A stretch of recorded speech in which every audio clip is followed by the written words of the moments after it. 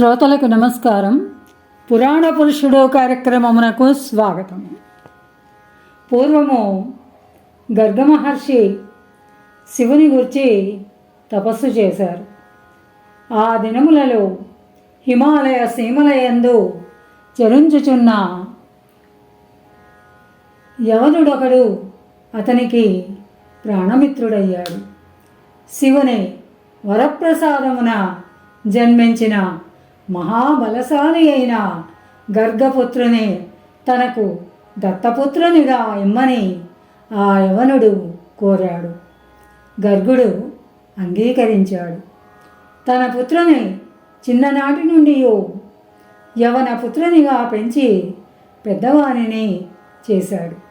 వేదాంగములయందు, శబ్దశాస్త్రములందు, ఖగోళ శాస్త్రమునందు, గణితమునందు నిపుణునిగా చేసి హిమాలయములందే విడిచి మరలి వెళ్ళిపోయాడు.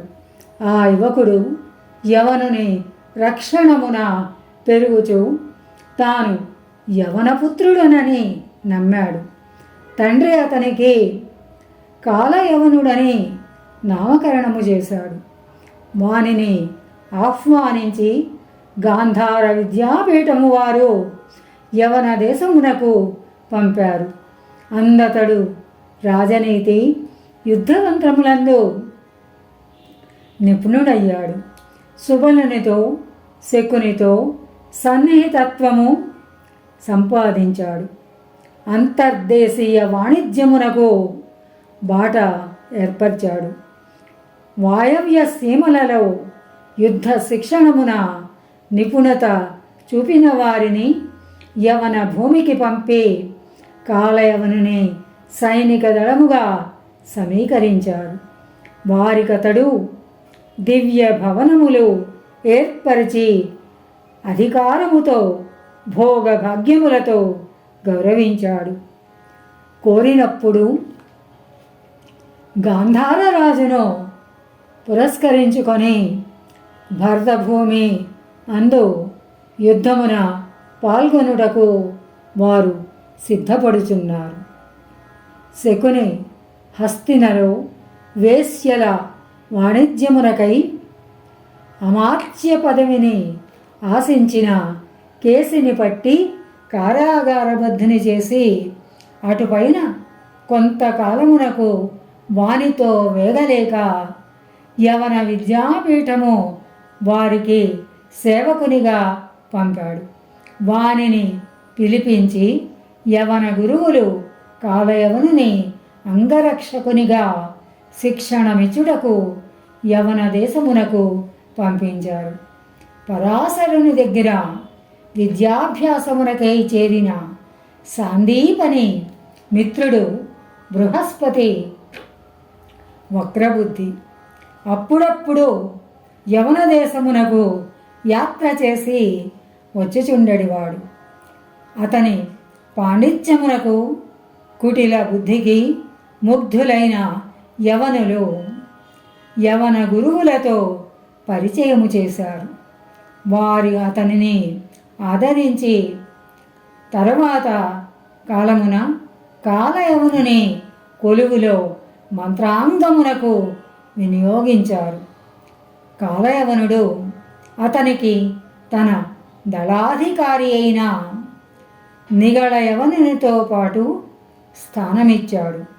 వేదాంగములయందు, పురాణ సంహితయందు, నిరుక్త విద్యలయందు సాటిలేని పండితునిగా తీర్చిదిద్దాడు. వేద విద్యయందు లోపములున్నవని జనబాహుళ్యములకు నచ్చునట్లు బోధించు విధానమును ఏర్పరిచాడు. వేదమందలి పదజాలమునకు స్వతంత్రముగా అర్థములు చెప్పి నిరూపించు పద్ధతిని కూడా నేర్పించాడు. తమ కుటిల తంత్రమున అనుగుణముగా నూతనమైన నిరుక్త రచనను ప్రారంభింపచేశాడు. అందు సంస్కృత పదములు పెక్కులు యవన పదముల నుండి పుట్టినట్లు నిరూపించు ప్రాతిశాఖ్యను భాషాశాస్త్రముగా మలచాడు.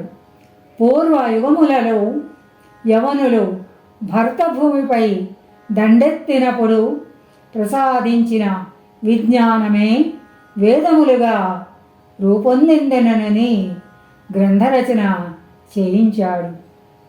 వింధ్యకు దక్షిణమునను ఉన్న ప్రజలు భరతభూమికి ఆదిమ నివాసులనియు, యవనులు బ్రహ్మావర్తమును ఆక్రమించుకొని తమ నాగరికతను వేద ధర్మముగా నిలిపిననియు, ఆదిమవాసులను ధన్యులుగా దక్షిణమునకు పారద్రోలిననియు ఇతిహాస నిర్మాణము చేయించాడు. ఈ సంప్రదాయము గాంధార విద్యాపీఠమున నెలకొల్పుడకై బృహస్పతిని పీఠమునకు ప్రధాన ఆచార్యునిగా రక్తశర్మ అను బిరుద నామమును ఆ నామముతో అతనిని నియమించాడు. శ్రీముఖనామ సంవత్సర శ్రావణ బహుళ అష్టమి దినమున యవన విద్యాపీఠము స్థాపింపబడింది.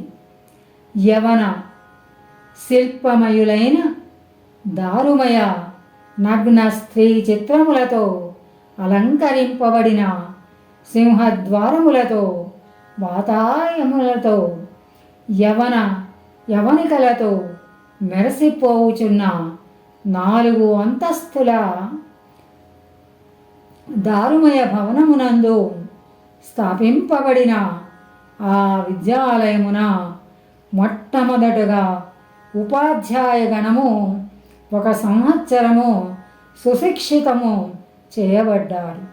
సింధు, కాశ్మీర, నేపాల, గాంధార యువకులలో విద్యావంతులు మొదటి గణముగా ఉపాధ్యాయ వర్గమున ఏర్పడారు. భావనామ సంవత్సర శ్రావణ బహుళ సప్తమి నాడు వార్షికోత్సవము వైభవోపేతముగా జరిగింది. కొన్ని వందల మంది బ్రహ్మావర్తపు యువకులు, అల్పసంఖ్యాకులైన యువతులు విద్యార్థులుగా చేరవచ్చారు. అందరికీ ఉచిత వసతులతో ఉచిత విద్యాభ్యాసము చేయించుటకు గాంధార రాజు సుబలుడు అంగీకరించాడు. దానికి కావలసిన ద్రవ్య సంపదలో సగము సుబలుడు, సగము యవన గురువులు భరించాలని అనుకున్నారు. స్వస్తి సశేషం. మన కార్యక్రమాలు నచ్చితే ఒక లైక్ చేయండి, మాకు ఎంతో ఎంకరేజ్మెంట్గా ఉంటుంది. అలాగే కామెంట్ చేయండి. కామెంట్ చేస్తే మేము మంచి క్వాలిటీ కంటెంట్ అందించడానికి దోహదపడుతుంది.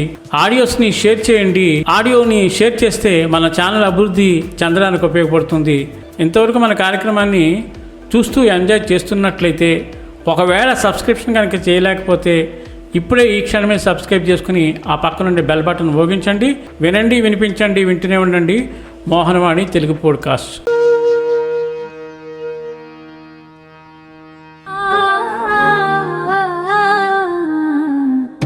మోహనవాణి.